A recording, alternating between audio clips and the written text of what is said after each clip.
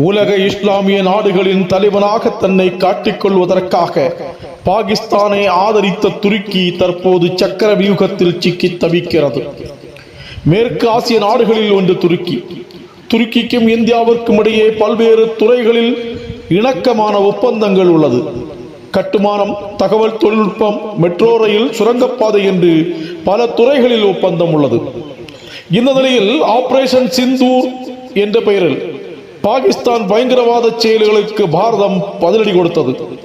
அப்போது பாகிஸ்தானுக்கு ஆயுதங்கள் வழங்கி நிதி வழங்கி வருகின்ற சீனா கூட பகிரங்கமாக பாகிஸ்தானை ஆதரிக்கவில்லை, நடுநிலை என்று அறிவித்தது. ஆனால் பகிரங்கமாக பாகிஸ்தானை ஆதரித்ததுடன் ட்ரோன்கள் உள்ளிட்ட ஆயுதங்களை வழங்கவும் துருக்கி முன்வந்தது. இதன் மூலம் தனக்குத்தானே துருக்கி ஆப்பு சொருகிக் கொண்டுள்ளது. உலக இஸ்லாமிய நாடுகளின் தலைவனாக காண்பிக்க முயன்ற துருக்கியின் இந்த செயல் இன்று அவர்களுக்கு பெரும் தலைவலியாக மாறியுள்ளது. துருக்கியுடனான வர்த்தக ஒப்பந்தங்களை மறுபரிசீலனை செய்ய பாரதம் முடிவு செய்துள்ளதாக தகவல்கள் வெளியாகியுள்ளது.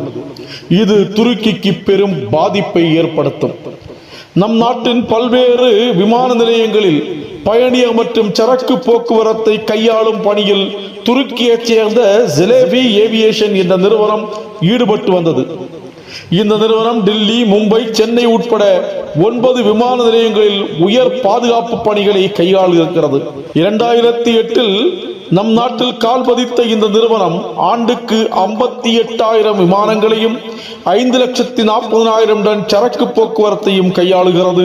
இதில் 7,800 பணியாட்கள் உள்ளார்கள். இந்த நிறுவனத்தின் 10% பங்கு துருக்கி அதிபர் எர்டோகின் மகள் சுமை எர்டோகினுடையது என்று கூறப்படுகிறது. இவரது கணவர் செல்சுக் பைரக்டர். இவரது நிறுவனம் தயாரிக்கும் ட்ரோன்கள் பாகிஸ்தான் இந்தியாவுக்கு எதிராக பயன்படுத்தியது. இப்படி தொடர்ந்து இந்தியாவுக்கு எதிராக செயல்பட்ட இந்த நிறுவனத்திற்கு, சிவில் ஏவியேஷன் நிறுவனத்திற்கு பாரதத்தில் வழங்கப்பட்டிருந்த பாதுகாப்பு அனுமதியை இந்திய அரசு ரத்து செய்துள்ளது. துருக்கி மிகப்பெரிய சுற்றுலா மையம். இந்தியாவிலிருந்து ஆயிரக்கணக்கான பயணிகள் எல்லா ஆண்டும் துருக்கிக்கு சுற்றுலா செல்கிறார்கள். பாகிஸ்தானை துருக்கி ஆதரித்ததால் துருக்கியை புறக்கணிக்க தேசபக்தர்கள் முடிவு செய்துள்ளார்கள். பல சுற்றுலா நிறுவனங்களும் துருக்கியை புறக்கணிக்க அழைப்பு விடுத்துள்ளன. சுற்றுலா ஏஜென்சிகள் துருக்கிக்கான சுற்றுலா திட்டங்களை நிறுத்தியுள்ளன. ஏராளமான முன்பதிவுகள் ரத்து செய்யப்பட்டுள்ளது. இதன் மூலம் சுமார் 4,000 கோடி ரூபாய் வரை துருக்கிக்கு இழப்பு ஏற்படும் என்று கருதப்படுகிறது. இதனால் துருக்கியின் சுற்றுலா தொழில் பாதிக்கப்படும். ஓட்டல்கள், விமான போக்குவரத்து உள்ளிட்டவையும் பாதிப்புக்கு உள்ளாகும். துருக்கியர்களுக்கு விடுதிகளில் அறைகளை கொடுக்க மாட்டோம் என்று கோவாவை சேர்ந்த ஓட்டல் உரிமையாளர்கள் அறிவித்துள்ளார்கள். துருக்கியிலிருந்து ஏராளமான மார்பிள் பாரதத்திற்கு இறக்குமதி செய்யப்பட்டு வருகிறது. தற்போது குஜராத் மார்பிள் வியாபாரிகள் துருக்கியிலிருந்து இனிமேல் மார்பிள் வாங்க மாட்டோம் என்று அறிவித்துள்ளார்கள். அதே போல துருக்கி ஆப்பிள் ஏராளமாக பாரதத்திற்கு இறக்குமதி செய்யப்பட்டு வருகிறது.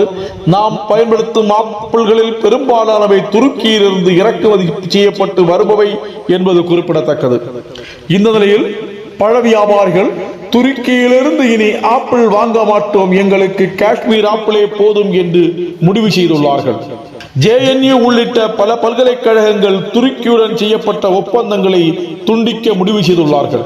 நிலைமை இப்படியே தொடர்ந்தால் பாகிஸ்தான் போல பிறரை எதிர்பார்த்து வாழும் நிலைக்கு துருக்கியும் தள்ளப்படும் என்று பொருளாதார வல்லுநர்கள் கூறுகிறார்கள்.